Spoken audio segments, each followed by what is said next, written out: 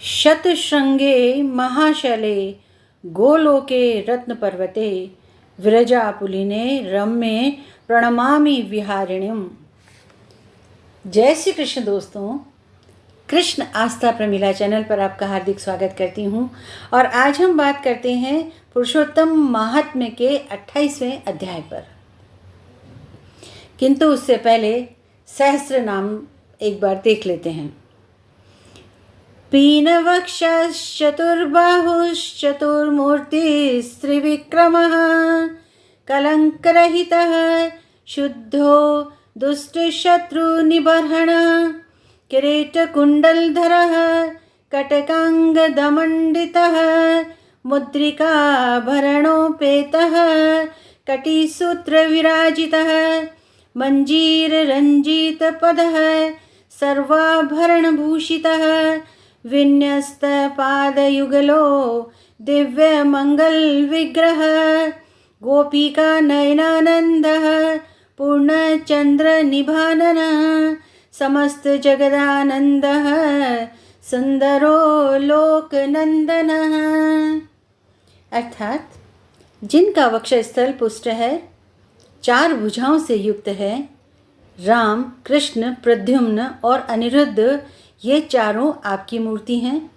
आपका पराक्रम तीनों लोकों में विद्यमान है, जिन पर कोई कलंक नहीं लगा हो, सदैव विचित्र हैं, दुष्ट शत्रुओं का नाश करने वाले हैं, जो सदैव अपने मस्तक पर मोर मुकुट और कानों में कुंडलों को धारण करने वाले हैं, जो कंकण आदि आभूषणों को धारण करने वाले हैं, हाथों में अंगूठियों को धारण करने वाले हैं, जो कमर में तगड़ी को धारण करने वाले हैं, जो अपने दोनों पैरों में पैजनिया को धारण करने वाले हैं, समस्त प्रकार के आभूषणों से युक्त हैं, रस में आपने नृत्य युक्त चरणारविंद रखे हैं, जो अत्यधिक सुंदर एवं सर्व कल्याण युक्त शरीर वाले हैं, जो गोपियों के नयनों को आनंद देने वाले हैं, पूर्णिमा के चंद्र के तुल्य जो सुंदर मुख वाले हैं, संपूर्ण संसार को आनंद देने वाले हैं,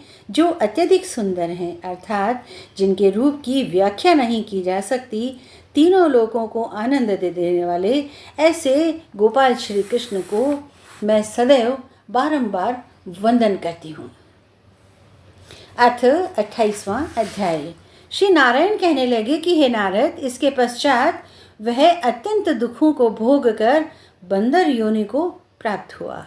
पापों का नाश करने वाला एक सरोवर था, जो देवताओं को भी दुर्लभ मृग तीर्थ नाम से विख्यात था। इसी तीर्थ में वह ब्राह्मण फलों की चोरी के पाप से बंदर की योनि को प्राप्त हुआ। नारद जी कहने लगे कि हे प्रभु, करोड़ों पापों से युक्त वह बंदर उस तीर्थ में कैसे बसता रहा?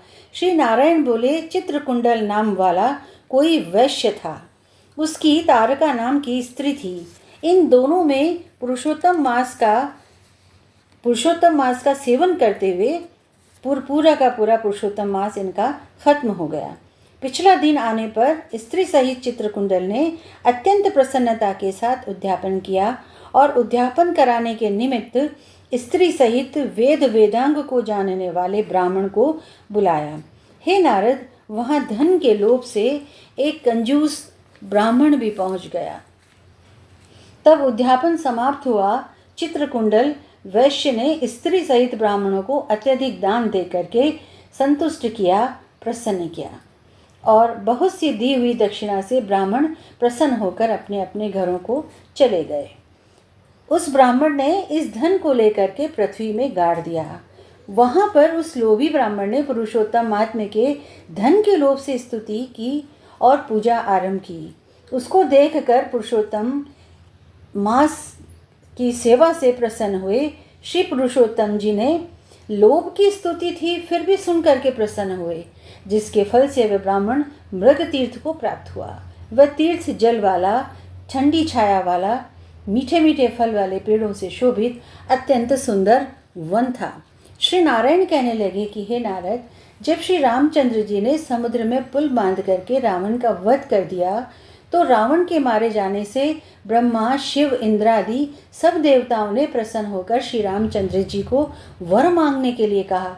तो उस समय रामचंद्र जी ने कहा, हे देवताओं, यहाँ पर जो शूरवीर वानर राक्षसों के हाथों मारे गए हैं उनको शीघ्र जीवित कर दो। इतना सुनते ही देवताओं ने अमृत की वर्षा करके सब वानरों को जीवित कर दिया। जीवित होकर सारे वानर जय जयकार कर उठे।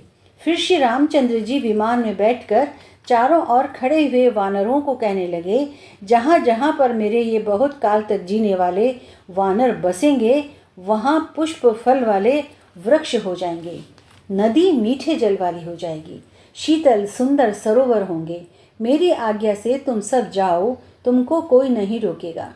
हे नारद, फिर वह लोभी वानर पर्वत जैसा बढ़कर बहुत सी भूख और प्यास से युक्त होकर के लोभी होकर के वन में विचरने लगा। जन्म से ही उसके मुख में पित्त की पीड़ा थी। उस पीड़ा से दिन रात उसके मुख से रुधिर बहता था और वह अत्यंत पीड़ा युक्त होकर कुछ भी खा नहीं सकता था। वह वानर चपलतावश श्रेष्ठ फलों को तोड़ता और मुख के निकट ले जाकर बहुत से फलों को फेंक देता, क्योंकि खा नहीं पाता था। इस प्रकार नित्य प्रति निराहार रहते हुए देवयोग से पुरुषोत्तम मास आ गया। उस मास में भी वह उसी तरह शीतल वायु से पीड़ित रहता। कोई समय कृष्ण पक्ष में गहन वन में विचरता हुआ वह प्यासा अमृत जैसे कुंड के जल को पीने में समर्थ नहीं हुआ, परंतु भूख से व्याकुल होकर भी चपलतावश वृक्ष के ऊपर चढ़ गया। एक वृक्ष से दूसरे वृक्ष पर जाता हुआ कुंड में गिर गया और 5 दिन बाद उसकी मृत्यु हो गई। तभी एक विमान वहां पर आया, अप्सराओं और सुंदर गाते हुए गंधर्व किन्नरों से सुशोभित। इस प्रकार सुंदर शरीर को धारण करके वह महाभाग वानर अपने शरीर को देखकर अत्यंत आश्चर्य को प्राप्त हुआ और कहने लगा कि मुझ महापापी को यह विमान का सुख जो अत्यंत पुण्य वालों के लिए नियुक्त किया गया है कैसे मिला? मैंने तो कभी कोई सुकृत नहीं किया जिससे मैं श्री हरि के स्थान को प्राप्त हूँ। ऐसी है पुरुषोत्तम मास की महिमा। थोड़ी सी भक्ति से श्री हरि प्रसन्न हो करके और अपने भक्तों पर सारा वैभव लुटा देते हैं। जय श्री कृष्ण दोस्तों। अनेक अनेक मंगल कामनाओं के साथ में पुरुषोत्तम मास आप सब के लिए भी बहुत कल्याणकारी हो। इन्हीं मंगल कामनाओं के साथ जय श्री कृष्ण।